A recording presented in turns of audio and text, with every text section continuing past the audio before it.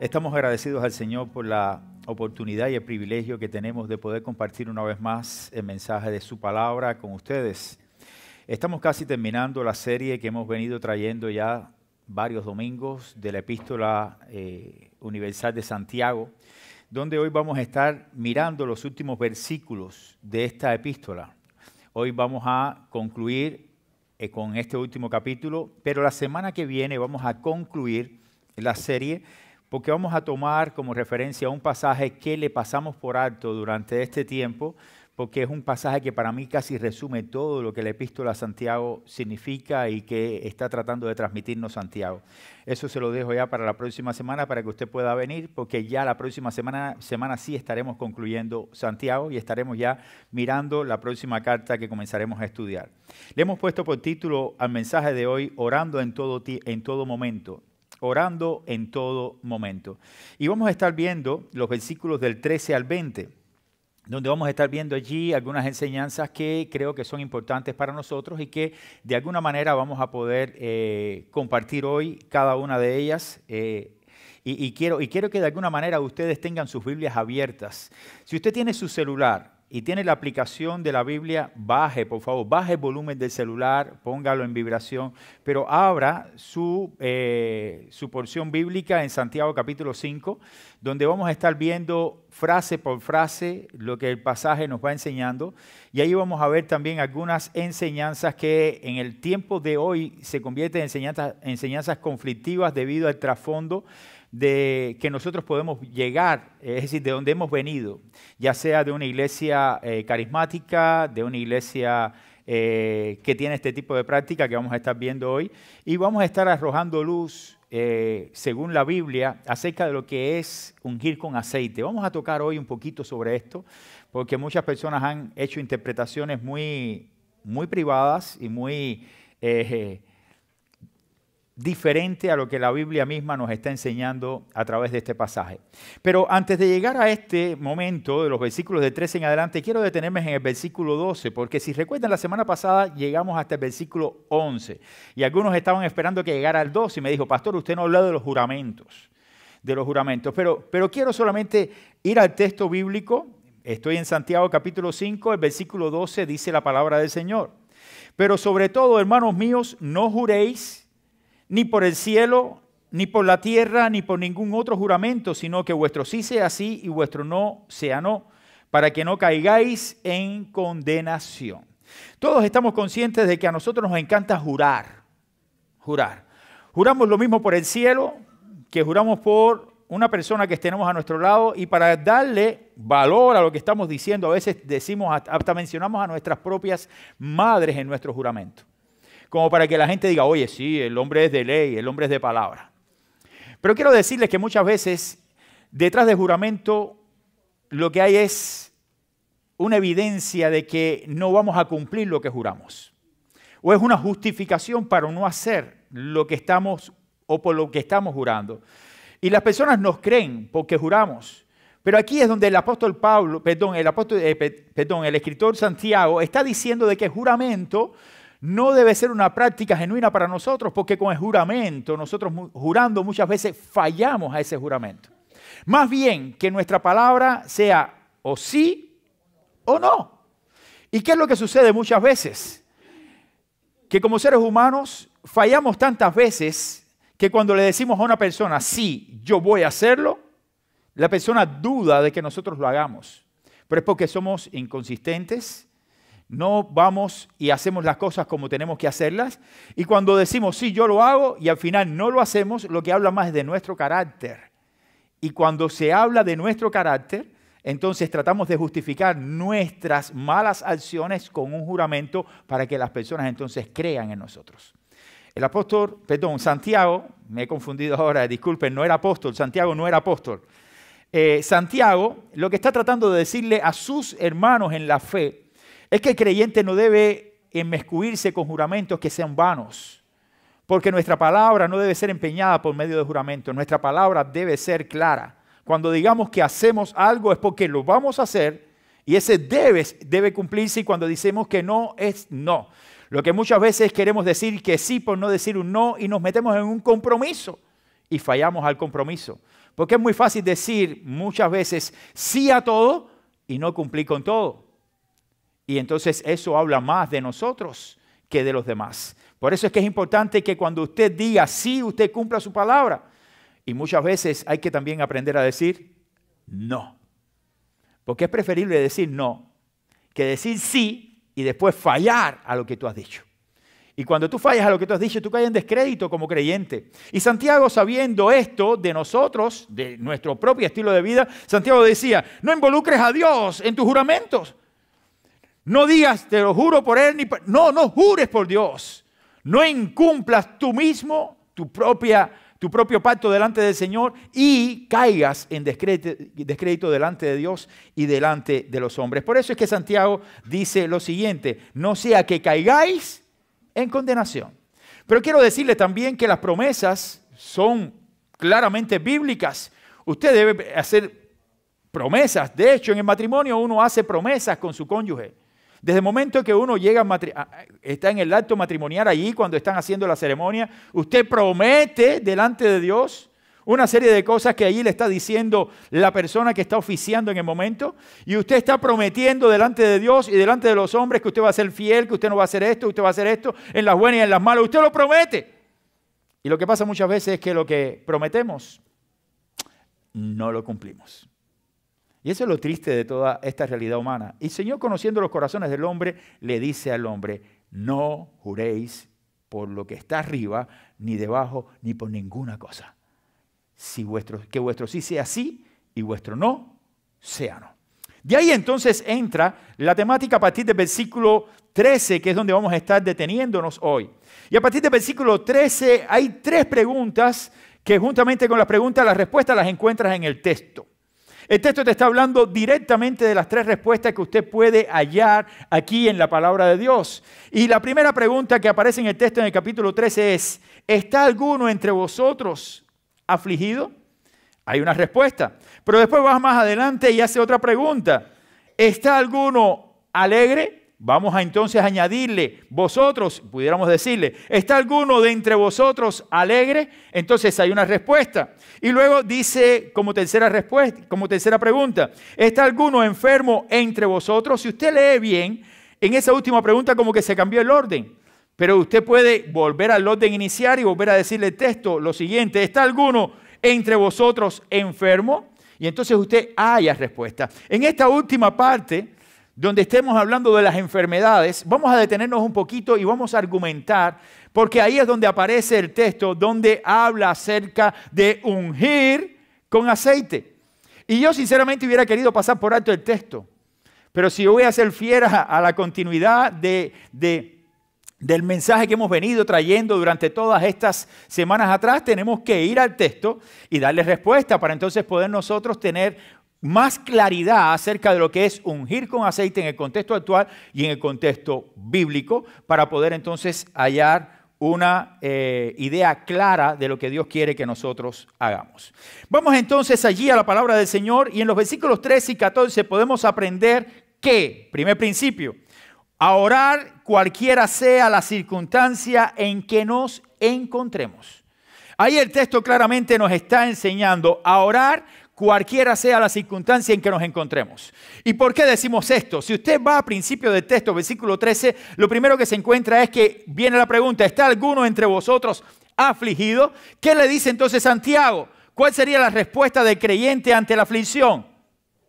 Orar, orar. Dice la Escritura, vamos al texto y allí usted puede encontrar todo lo que estamos tratando de transmitir. Le dice, ¿está alguno entre vosotros afligido?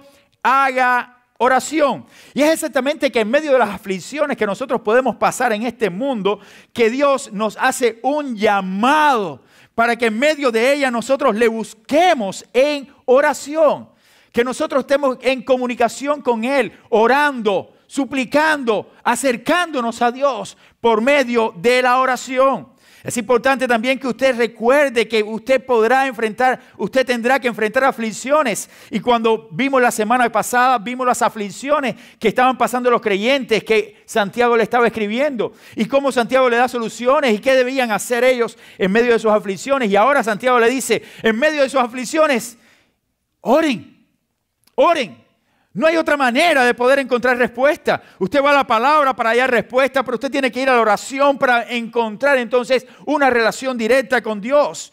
Porque Dios, en medio de las situaciones que usted está pasando, va a fortalecer su vida y también va a poder encontrar a un Dios fiel que le ayudará a resistir en medio de la aflicción. Entonces, en medio de las aflicciones, ore. No hay otra manera. El texto es sencillo. Pero va más adelante y dice, y cuando usted esté alegre, ¿qué es lo que usted hace cuando está alegre?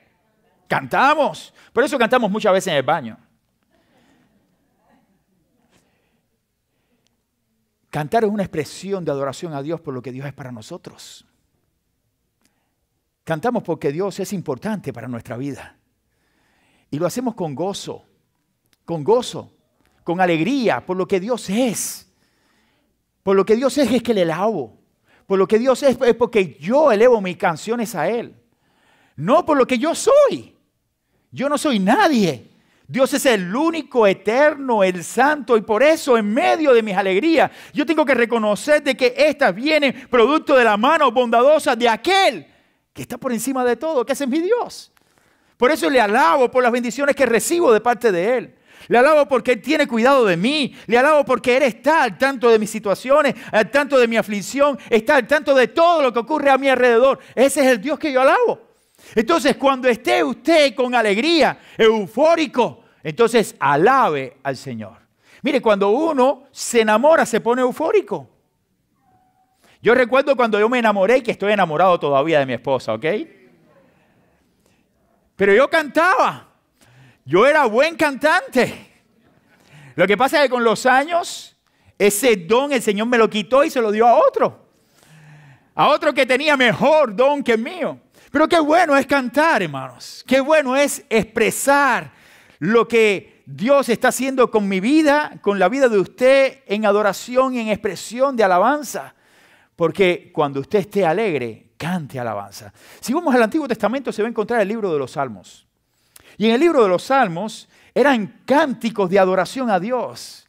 Y usted va a encontrar a David, el cantor mayor, aquel muchacho joven que con su arpa se deleitaba alabando a Dios y era como una expresión de oración. Su cántico en los Salmos era una oración cantada a Dios. Y le decía, Señor, tú eres santo, tú eres el Dios eterno, yo te amo. Todas estas cosas las decía David por medio de un cántico de adoración. Pero también en los momentos de aflicción, David usaba los cánticos para decir, Señor, sé con mis enemigos que vienen contra mí. Eran los cánticos de David por medio de esa expresión de adoración. Le decía al Señor lo que le estaba pasando. Y qué bueno es saber que cuando estemos pasando diferentes pruebas, tanto en momentos de alegría, tanto en momentos de aflicción, también usted puede cantar, desahogar allí su vida ante Dios y decirle, Señor, tú eres importante para mí. Sus peticiones pueden también ser elevadas por medio de nuestros cánticos. Pero llegamos allí a la tercera pregunta que dice, ¿y cuando usted esté enfermo? ¿Qué debe hacer? Hay una serie de principios que el pasaje te da. Fíjense que el pasaje no habla primero de orar. Hay una serie de verdades que si usted va al pasaje, usted se dará cuenta lo mismo que me di cuenta yo cuando leí el pasaje completo. ¿Está alguno entre vosotros enfermo? ¿Qué es lo primero que te hace el pasaje? Llame a los ancianos. Llame a los ancianos. Porque es difícil que en el momento de la enfermedad usted esté en todas las condiciones espirituales para decir, Señor, sí, aunque usted busque al Señor, usted necesita apoyo. Hay necesidad de apoyo. Necesitas a alguien que venga y esté contigo en el momento de tu situación y que esté orando y que usted sepa que está orando por usted. Pero entonces dice aquí, llame a los ancianos. ¿Quiénes eran los ancianos? La palabra anciano proviene del griego de una palabra que se traduce como presbítero. Y el presbítero, en el Nuevo Testamento estamos hablando del obispo, era funcional, que tenía que ver con las funciones pastorales, con las funciones también de ministerio de la iglesia. Pero ahora, no solamente el pastor era el presbítero. Había ancianos en la iglesia que por su madurez espiritual, la iglesia los reconocía como tal dentro de la congregación. Por eso es que la iglesia estaba formada también por presbiterio. Habían presbiterios, habían grupos de ancianos para gobernar, para dirigir la iglesia. Y entonces el llamado aquí de Santiago es que cuando usted esté pasando por un momento de enfermedad, usted llame a esas personas maduras en la fe, a esas personas que nos dirigen, para entonces que hagan, oren por nosotros. Y es importante lo que dice el pasaje. El pasaje dice, llamen a los ancianos. Muchas veces nosotros estamos acá y de pronto se nos desaparece de la vista porque no somos pocos, somos bastantes, ¿ok? Y es difícil poder controlar con la mente, es decir, tener en la mente todas las personas que son parte de nuestra congregación, y cuando uno mira la congregación, entonces saber quién me faltó el domingo. ¿Me explico? O quién se me ha ausentado por 1 o 2 semanas. Y entonces algunos hermanos me dicen, me han llamado así, después de haber pasado una enfermedad, dice, pastor, ¿no me extrañaste? Ay, Dios mío. Prepárate para lo que viene después de eso. Porque si no le extrañé, es que piensa que no es importante. ¿Me explico? Y entonces esa es una situación difícil, porque muchas veces se nos pierden las personas de la vista al tener buen grupo, y si no tenemos comunicación, nos es difícil saber quién está pasando por un momento de enfermedad y quién necesita también apoyo. Por eso es que es importante que aquí Santiago, y hago la salvedad, hace un llamado a aquellas personas que estén pasando por diferentes pruebas y enfermedades. Dice, llame, comuníquese. Es la manera de poder saber que usted está pasando por algún momento, si usted se comunica. Pero si no hay comunicación, es casi imposible hacerlo. A la vez que hay comunicación, entonces nosotros mismos podemos decir, vamos a orar, lo ponemos en grupos de oración, y a veces conociéndolo, se nos van de nuestra mente. Porque son tantos problemas. Recuerden que todos nosotros tenemos los mismos problemas que tienen ustedes. Enfrentamos las mismas situaciones que enfrentan ustedes. Y a veces pensamos que el pastor es un superhéroe. No, el pastor no es un superhéroe. El pastor es un ser humano y los líderes son seres humanos como todos nosotros. Pero la única manera que tenemos para poder estar conectados es por medio de hacernos conocer. Necesitamos su apoyo. Y a veces nos llaman a las oficinas y me dicen aquí en la oficina, pastor, ¿usted conoce a Patricia? Ay, Dios mío. Patricia, ¿quién es Patricia? Patricia Guzmán. Ay, Dios mío, peor. Peor. ¿Quién es Guzmán? Entonces usted empieza a asociar de todas las personas. Y de pronto te dice, la que se acercó el domingo a usted. Dios mío, se me acercaron una cantidad de gente. ¿No se dan cuenta que a veces es difícil? Pero aún así tratamos de poder llegar. Y el objetivo es que haya comunicación. ¿Está alguno entre vosotros enfermo? Llame a los ancianos. Sí, hay que comunicarse. Hay que dar a conocer mi necesidad para que oren por mi necesidad. Pero más adelante el pasaje entonces habla no solamente de esta comunicación, sino que aquí viene el meollo de la cosa, donde ahora Santiago habla de una situación que era una práctica para la iglesia en aquel momento y que dice lo siguiente pasaje. Vamos allí. Dice, y oren por él, ungiéndole con aceite, en el nombre del Señor. Y ahí entonces puede esta frase traer algún tipo de interrogantes entre nosotros. Las interrogantes que surgen a partir de esta frase son las siguientes. Cada vez que oremos por un enfermo, ¿debemos ungirlo con aceite? El pasaje lo dice. Cuando decía esta pregunta en el primer servicio me dijeron lo mismo. No, pero entonces usted está yendo contra el pasaje. Si usted se queda aquí solamente, usted dice, wow. ¿Y cómo usted va a justificar entonces lo que dice el pasaje? Tenemos que ir al pasaje y poder encontrar respuesta. Pero también surge otra pregunta, no solamente esta. La primera pregunta, ¿cada vez que oremos por un enfermo debemos ungirlo con aceite? Vamos a darle respuesta. La segunda pregunta, ¿es el aceite el elemento que otorga la sanidad? El gran problema es que muchas personas piensan que sí. Y que muchas prácticas religiosas que hoy vemos dentro de iglesias, dentro del movimiento carismático, están practicando porque la Biblia dice que hay que ungir con aceite al enfermo. Pero viene otra pregunta. ¿Esta es una práctica también para la iglesia actual? Si está aquí, la Biblia tiene un mensaje intemporal. Es decir, es para todos los tiempos. Tanto para aquellos tiempos para los nuestros. Entonces, tenemos que aplicar el mismo principio ese de la palabra de Dios a nosotros hoy. El principio está. Ahora, ¿por qué lo hacían así? Sería la buena pregunta. Hay varias respuestas que yo quiero decirles para llegar a una conclusión. El por qué nosotros creemos de que no es una práctica para la iglesia actual. ¿Y por qué creemos que también el que quiera hacerlo lo puede hacer? Pero nosotros como tal no tenemos este tipo de práctica. Y después que ustedes escuchen estos principios, ustedes sacarán sus propias conclusiones. La primera, el énfasis en el pasaje está en orar y no en ungir con aceite. Si usted va al pasaje bíblico, usted se dará cuenta de lo que estamos diciendo. Va al pasaje y dice, ¿está alguno entre vosotros enfermo? Llama a los ancianos de la iglesia. ¿Para qué? Para orar. Y oren por él. El énfasis está en orar por el enfermo. El énfasis no recae sobre ungir al enfermo. Ungir al enfermo era la práctica, pero la oración, según el mismo pasaje, que después haya respuesta más adelante en su contexto, es orar. Usted va a orar por la persona que está pasando un momento de necesidad porque está enferma. Y ahí recae el principio o la enseñanza. Usted, si es llamado, ore por el enfermo. No hace un énfasis en ungir con aceite al enfermo en el pasaje, aunque ungir con aceite esté dentro del pasaje. Segundo principio que creemos, varios pasajes de la Biblia enseñan que el aceite tenía cualidades medicinales. La Biblia lo enseña. Y este era usado en los tiempos de Jesús y antes de los tiempos de Jesús. Recordemos que el mismo Señor habló del buen samaritano.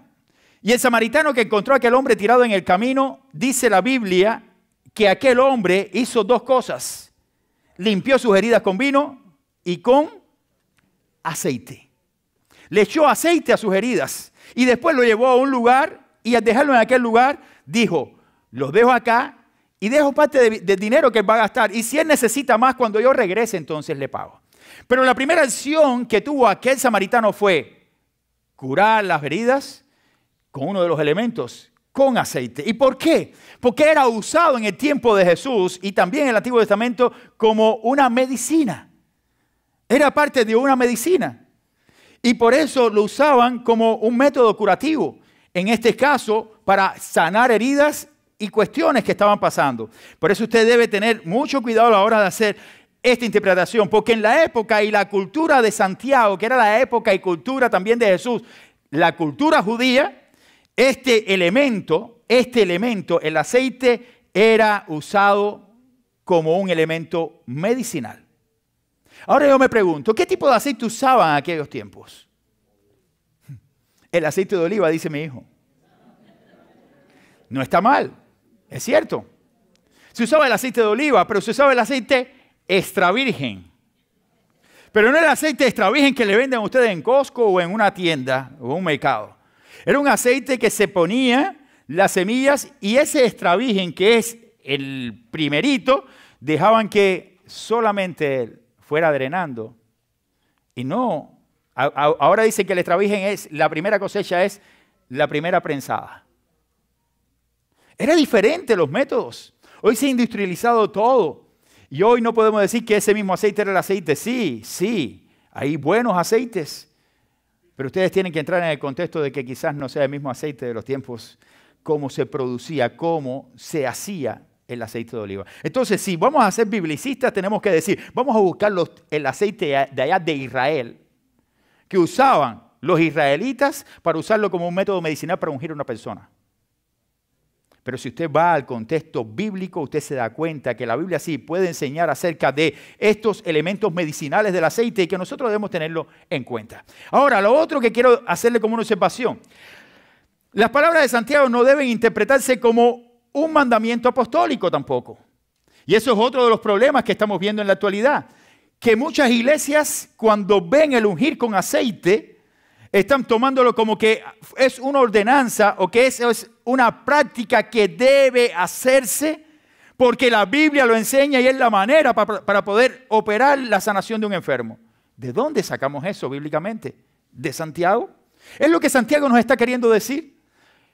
Para mí, la interpretación de Santiago está más bien dada basado en un contexto histórico, un contexto bien judío y un contexto donde el elemento del aceite era usado directamente con fines medicinales y para ciertos y determinados casos. ¿Y por qué lo digo?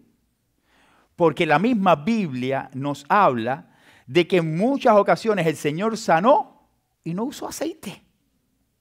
Dice la Biblia que el Señor iba caminando y de pronto se encontró al ciego Bartimeo. ¿Por qué no usó aceite con el ciego Bartimeo? Dice que tomó lodo y lo echó en sus ojos. Entonces el lodo también tiene poderes curativos. ¿No se dan cuenta, hermanos, que el Señor usó elementos naturales allí de la naturaleza misma para poder hacer su obra? Pero no era el lodo en sí el que estaba haciendo la obra del milagro de sanar al ciego, sino era el poder de Jesús sobre el ciego que hizo que el ciego viera. Entonces no es el elemento el que tiene el poder en sí, es el Señor el que tiene el poder para hacer su obra. Vamos a la Biblia y vamos a encontrar otros casos en el libro de Hechos de los Apóstoles, y no queremos detenernos mucho en esto porque es mucha información. Pero en el libro de los Hechos te vas a encontrar a Pedro y a Juan que llegan entonces a la puerta de la Hermosa. Y cuando llegan a la puerta de la Hermosa venían con un frasco de aceite para orar.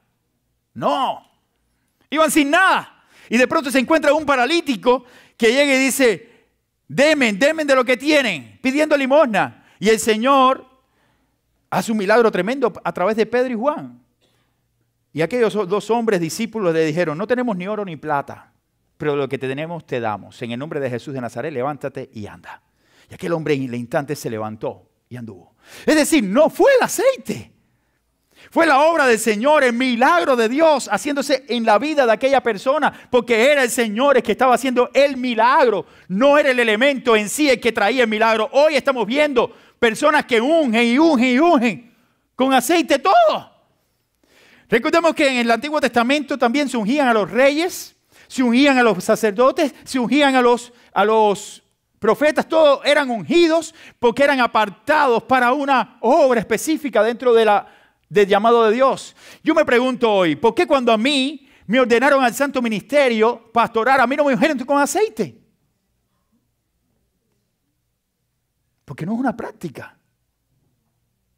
Pero sí oraron por mí y me impusieron las manos. Son prácticas que en un contexto bíblico, si nosotros vamos al Antiguo Testamento y decíamos, bueno, tienen que ungirme con aceite porque yo soy un ministro llamado al ministerio y que Dios me ha llamado, y entonces tienen que derramar el aceite sobre mi cabeza como lo hacían en el Antiguo Testamento.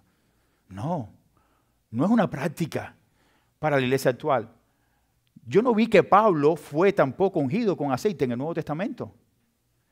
Después que Pablo fue llamado por Bernabé para estar en Antioquía, dice que después que estuvieron un tiempo allí en Antioquía, la palabra del Señor dice que organizaron la iglesia y que después de un año ya habían maestros y líderes dentro de la iglesia.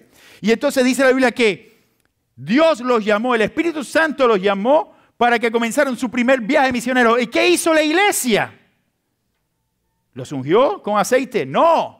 Les impusieron las manos y oraron por ellos y los encomendaron al viaje misionero que Dios los estaba llamando a hacer. Pero no lo ungieron con aceite. ¿Y por qué no lo hicieron? Si era una práctica para los mismos judíos y que desde el Antiguo Testamento se estaba haciendo. No lo hicieron porque no era necesario. Entonces usted va al Antiguo Testamento y usted se va a encontrar de que eran ungidos. ¿Por qué? Porque el Espíritu Santo era... Es decir, el aceite era un tipo del Espíritu Santo en el Nuevo Testamento.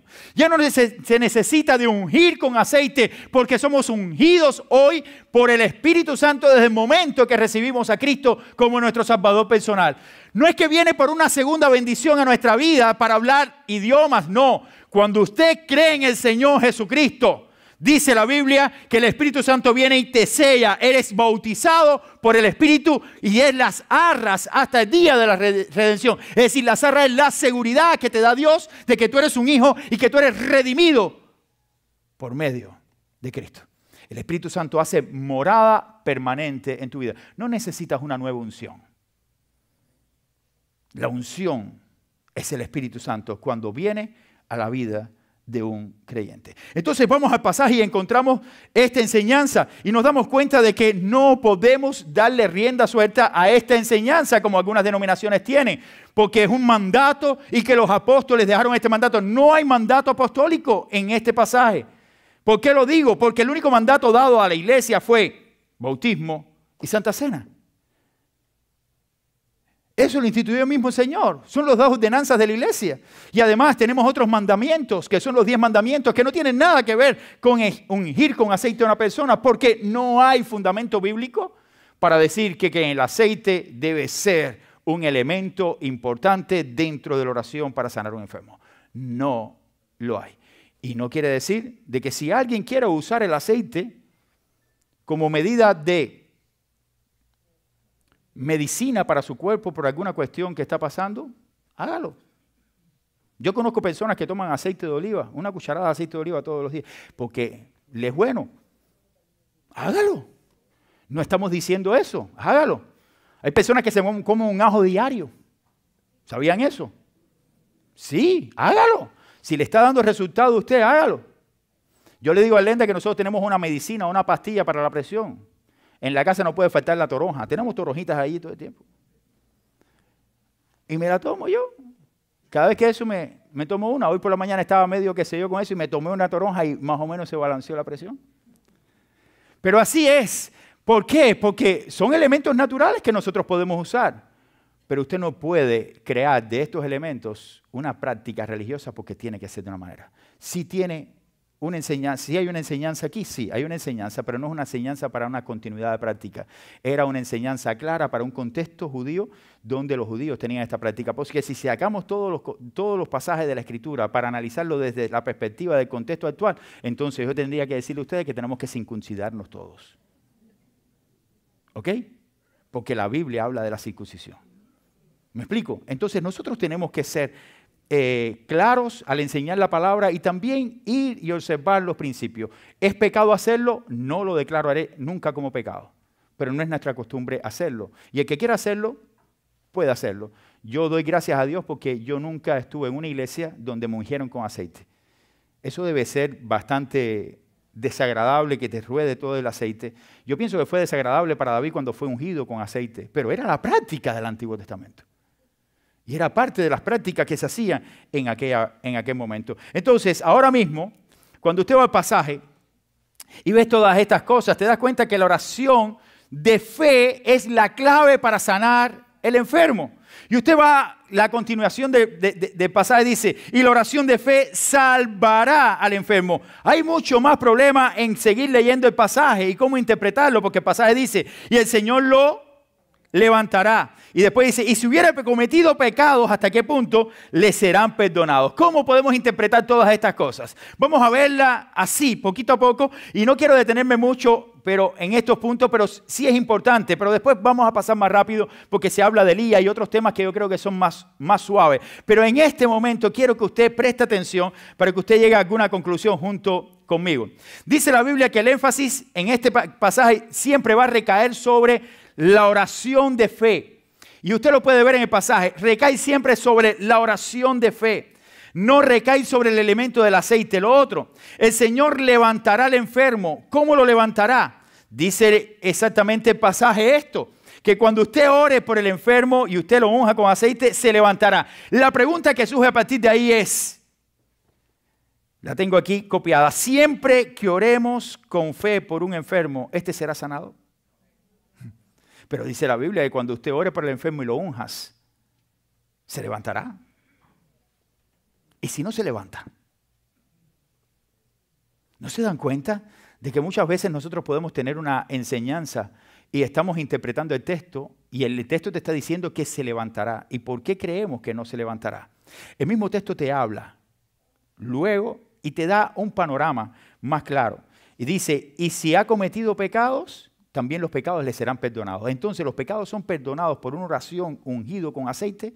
¿O los pecados son perdonados por medio de una confesión de pecado delante del Señor, creyendo de que el Señor es el que murió por mis pecados y que yo necesito arrepentirme? ¿Cómo entonces se perdonan pecados? ¿Me explico lo que estoy diciendo? Quiero que estén conmigo para que no se me diluya en el pensamiento. Vamos entonces al pasaje bíblico. Y cuando usted tiene un texto que puede traer algún tipo de confusión, usted no puede hacer una interpretación privada a partir de ahí. Usted tiene que hacer un análisis completo del texto y sacar conclusiones a partir del texto. Y si no haya todas las respuestas, usted tiene que ir al contexto inmediato de la Biblia y volver a encontrar en otros pasajes qué es lo que el Señor habla acerca de la oración, del perdón, de la restauración y del arrepentimiento. Cosas como esta que se está hablando en este contexto. Ahí en el versículo 16 dice, confesad vuestras ofensas unos a otros y orar unos por otros. Entonces tú dices, ¿había problemas entre los creyentes? Sí. Cuando usted va al mismo contexto inmediato te está diciendo, oren los unos por los otros, pidan perdón los unos a los otros, confiesen sus pecados unos a los otros para que sean sanados. ¿De qué?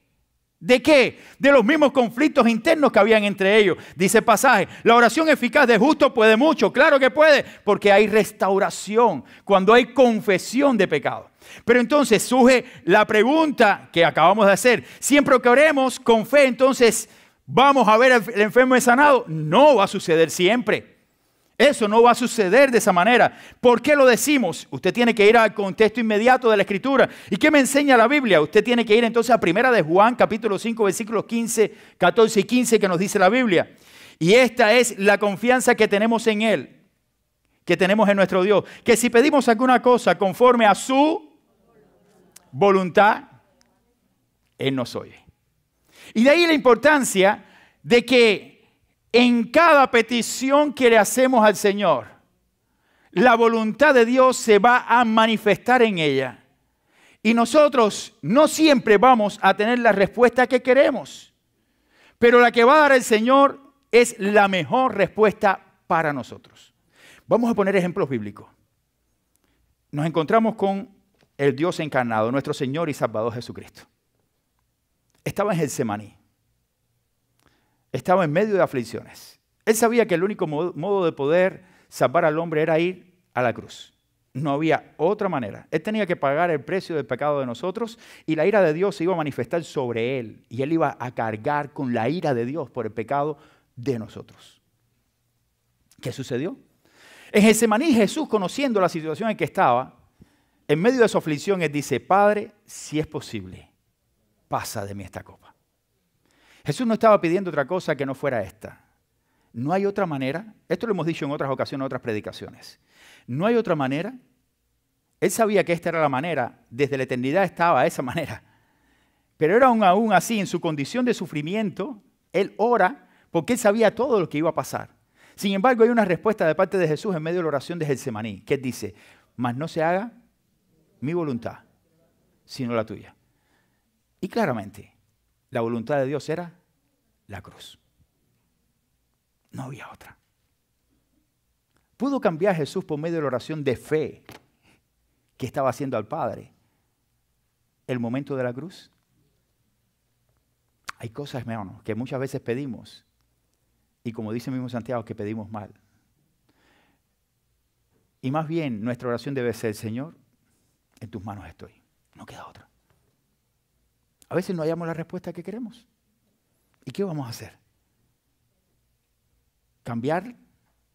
¿Negar a Dios? ¿Irme en contra de Dios porque no ha hecho lo que yo quiero? No, el día que Dios haga las cosas como yo quiero, entonces deja de ser Dios. Y ya no es el Dios que yo creo.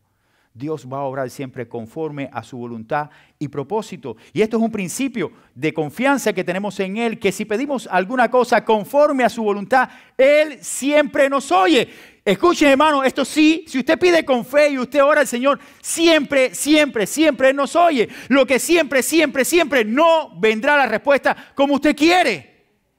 Él dará la respuesta como Él quiere, conforme a su voluntad para con usted.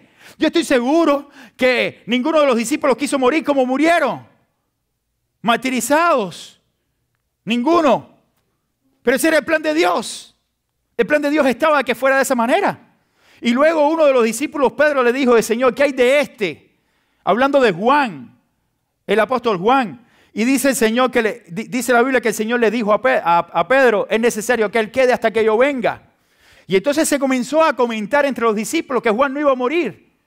Y entonces eso era lo que el Señor estaba diciendo. El Señor estaba diciendo que Juan no iba a morir. En ningún momento el Señor estaba diciendo eso. Entonces hoy podemos interpretar ese pasaje como que el Señor le dijo que él iba a vivir para siempre. De hecho, todo el que cree en Cristo, aunque esté muerto, dice la Biblia, vivirá. Y todo el que muera no morirá eternamente, porque estaremos con el Señor por la eternidad. Es decir, no hay ningún fundamento bíblico para decir entonces de que nuestra vida se acaba y se acabó. No, nuestra vida cuando parte de este mundo es un paso hacia la eternidad con el Señor. Pero cuando el Señor le estaba hablando esto a Pedro sobre Juan, Pedro pudiera haber interpretado diferente esto. De hecho, se comentó. Y lo que el Señor estaba diciendo era que Juan era necesario que quedara hasta que él viniera. ¿Y cuál fue la última venida del Señor directamente? Y no estamos hablando de la venida. No vamos a confundir términos. El Señor vendrá por segunda vez. Pero la revelación que hace Cristo mismo se la da Juan y se la da en Apocalipsis. Era necesario que él quedara hasta que él viniera. El último que recibió una revelación completa de parte del mismo Señor. Porque él dice, y lo vi delante de mí. Fue el mismo Juan. Y ahí quedó reflejado el Apocalipsis. Y después de esto, Juan se murió. Y está en la presencia de Dios. Si usted toma un texto y comienza a darle una vuelta para llevarlo a lo que usted cree, usted puede hacerlo. Pero usted no puede hacer de la palabra de Dios una interpretación privada para creer lo que usted cree, ni practicar lo que usted practica. La Biblia entonces te dice en el mismo texto, si hubiera cometido pecado, le serán perdonados. Surge la pregunta, ¿son las enfermedades producto del pecado? Porque está hablando del enfermo, la oración de fe sanará al enfermo. Y entonces, de pronto dice, y si hubiera pecado, cometido pecado, también le serán perdonados los pecados. Entonces, ¿la enfermedad era producto de los pecados que había cometido? Bueno, ahí hay mucho para ahondar. Hay enfermedades que pueden venir producto del pecado. ¿Sí? Sí. Hay enfermedades que pueden venir de producto del pecado. ¿Comprende? Y la Biblia lo enseña. Pero esa es la excepción de la regla. No es la regla. Son dos cosas muy diferentes. El gran problema es que los movimientos carismáticos hoy nos están dando enseñanzas que piensan, que nos hacen pensar de que el pecado produce enfermedades y entonces cuando usted se enferma es producto del pecado. Entonces hoy, cuando vamos a la Biblia, podemos caer en este tipo de enseñanzas y que venimos de estos contextos y que muchas veces hasta podemos transmitírselo a otros. No lo hagas porque la Biblia no enseña esto. ¿Puede pasar? Sí puede pasar. Pero la Biblia enseña claramente de que el pecado entró a este mundo y las enfermedades son parte de la caída. Usted se va a enfermar porque usted tiene un cuerpo que se corrompe. Un cuerpo corrompido, un cuerpo que necesita del Señor. Un cuerpo que nace, crece, se desarrolla y muere. Y muere. Ese es el cuerpo producto del pecado. Por eso es que, así como entró el pecado al mundo, nosotros necesitamos de Cristo para ser salvados. Pero también juntamente con el pecado, todas las demás enfermedades que nosotros hoy tenemos. De hecho, la Biblia habla acerca de situaciones que hubo en el tiempo de Pablo. Cuando Pablo habla de Epafrodito, dice que Epafrodito se enfermó de muerte. La pregunta es, ¿fue producto del pecado? La Biblia habla de que Job tenía una gran enfermedad. Y de hecho, los amigos de Job venían y le decían a Job, tú estás así porque estás en pecado. Y venía otro y le daba la vuelta y le decía, oye, arrepiéntete. Caramba, ¿de qué me voy a arrepentir? Yo no he pecado. No he pecado contra Dios. Y venía el otro y decía, oye, tú lo tienes ocultadito, nosotros no lo hemos podido ver, pero tú estás pecando. Y ya Job estaba.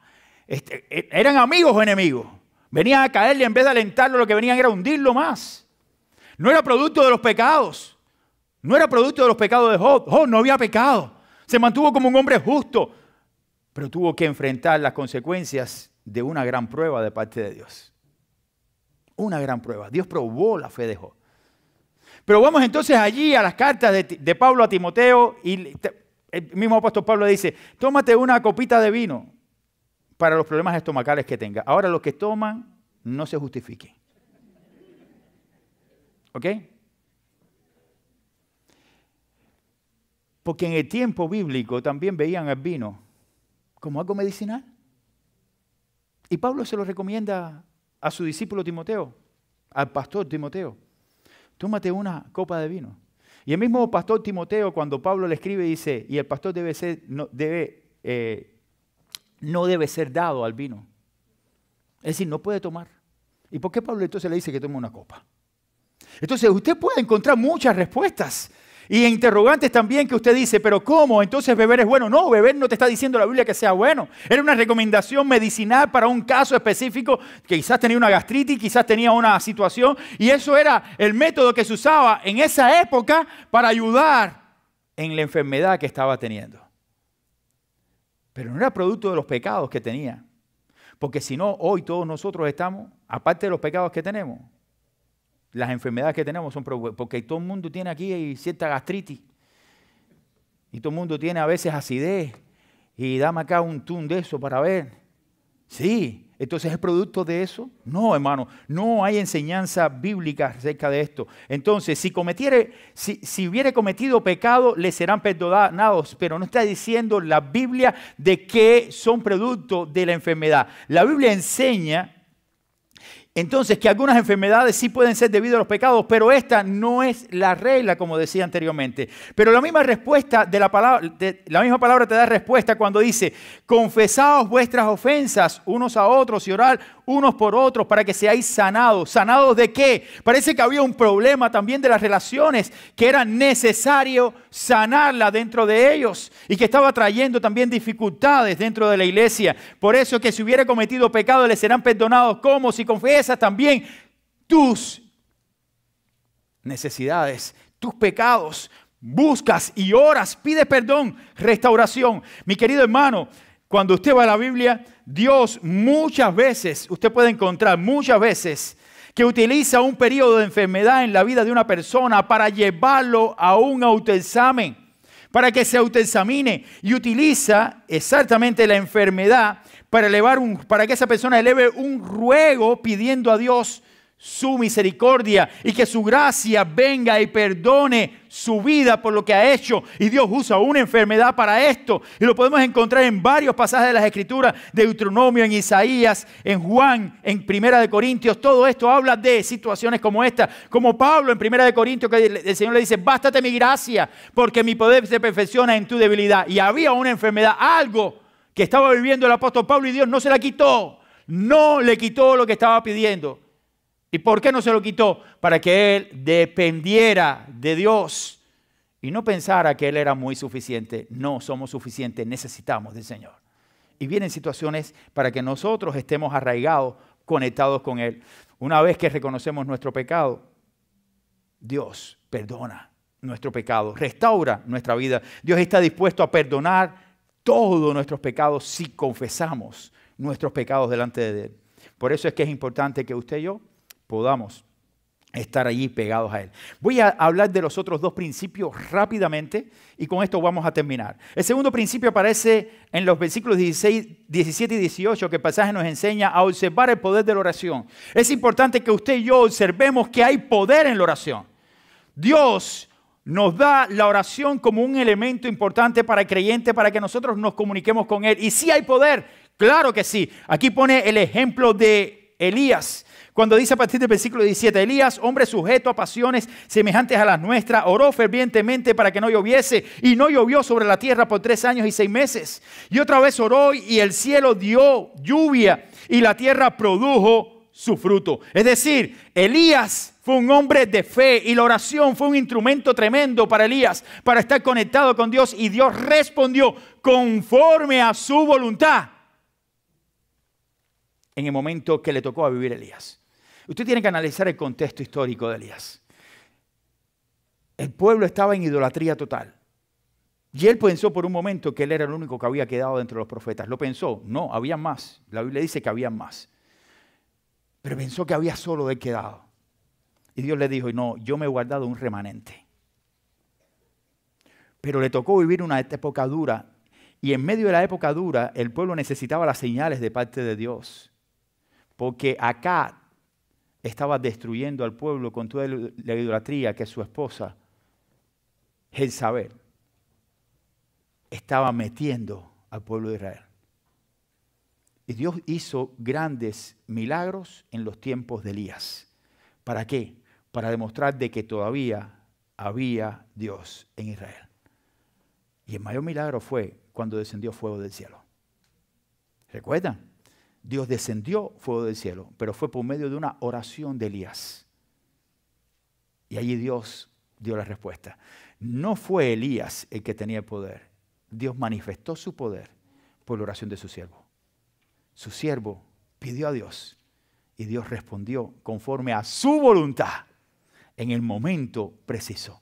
Pero Dios no respondió la oración de Juan el Bautista cuando lo decapitaron. Y estoy seguro que cuando estaba prisionero, él tiene que haber orado: Señor, ¿por qué estoy aquí? Y cuando lo iban a decapitar, de Señor, haz algo. Y el Señor no hizo nada, él fue decapitado. ¿Entienden lo que quiero decirles, hermanos? Hay situaciones que vienen a nuestra vida que son adversas, pero Dios siempre va a observar todas estas cosas y Dios va a manifestar su poder. Por eso usted tiene que observar a la luz de la Escritura que Dios siempre obra con poder, porque Él es el Todopoderoso cuando nosotros venimos a Él en oración, pero siempre tiene que ser conforme a su voluntad. Y termina aquí Santiago hablando el último tema que aparece en los versículos 19 y 20, que es rescatar al extraviado. Como creyentes tenemos que ser proactivos para rescatar a la persona que se ha desviado de la palabra, que se ha desviado de la verdad. Y por lo menos ser persuasivos, es decir, persuadir a la persona para que rectifique su error y se dé cuenta de su mal procedimiento. Dice la Biblia en los dos últimos versículos: hermanos, si alguno de vosotros, de entre vosotros, se ha extraviado de la verdad y alguno le hace volver, si alguno de nosotros le hace volver, ¿y cómo hacemos volver al pecador? Por medio de la verdad de la palabra. Pero hay personas que no quieren escuchar la palabra. Hemos tenido la experiencia pastoral por muchos años y hemos pasado por momentos en que las personas, cuando se van por problemas internos, no porque en la iglesia hay hipocresía, es porque esa misma persona es la más hipócrita. Y entonces están observando todo el tiempo el pecado de los demás, pero no quieren observar su propio pecado.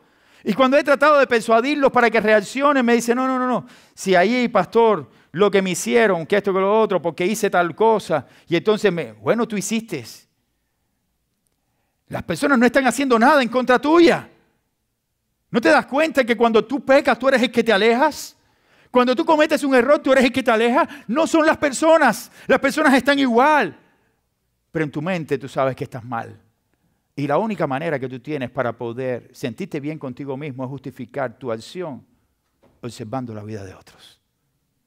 Eso es una mala actitud. Entonces, cuando uno trata de rescatar a una persona de su error, te encuentras entonces un paraván.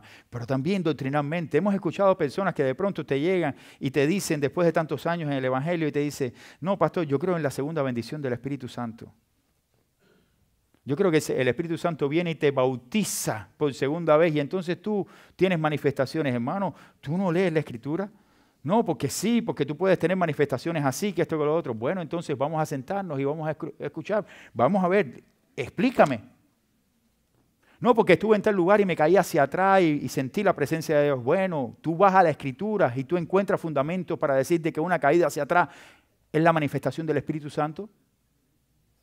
Y no quiero cuestionar la vida de ninguno de los presentes si ha tenido este tipo de experiencia, pero yo tengo que pasar todas las experiencias humanas por el filtro de la Escritura. Es una experiencia de caerse para atrás, la manifestación del Espíritu. Así se manifiesta el Espíritu.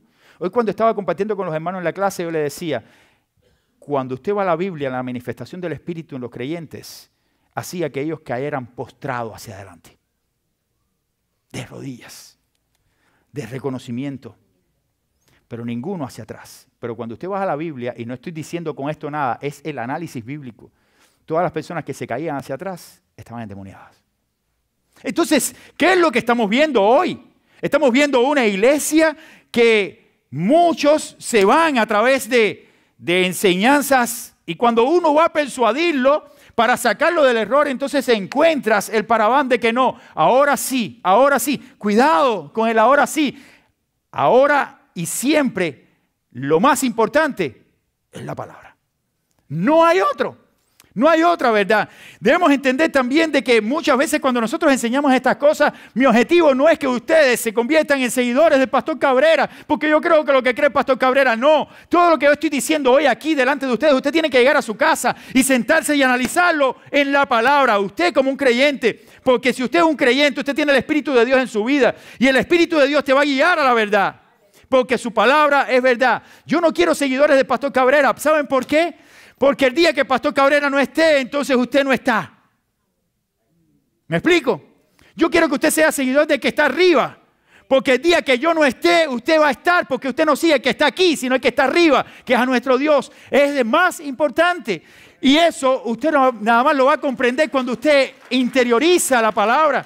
Porque nosotros estamos de paso por este mundo, hermanos. Hoy estamos, mañana quizás no, y lo digo siempre, porque yo no sé el día que Dios me va a llamar. Hoy vimos cosas que pasan, y a lo mejor yo mismo un día caigo y todo el mundo se asusta. Hermanos, el día que yo caiga ahí, estoy allá. Yo no quiero que sea allá. Pero esa es la realidad, hermanos. ¿Quién de nosotros o quiénes de nosotros estaremos aquí después para seguir a aquel que está aquí está hablándoles a ustedes? ¿Estamos dispuestos a seguir al Señor después? Sea quien sea que está aquí. El que está aquí no es el importante. Es el Dios eterno que gobierna su iglesia. Él es lo más importante. Jesucristo, quien vino a dar su vida por nosotros, Él es lo más importante.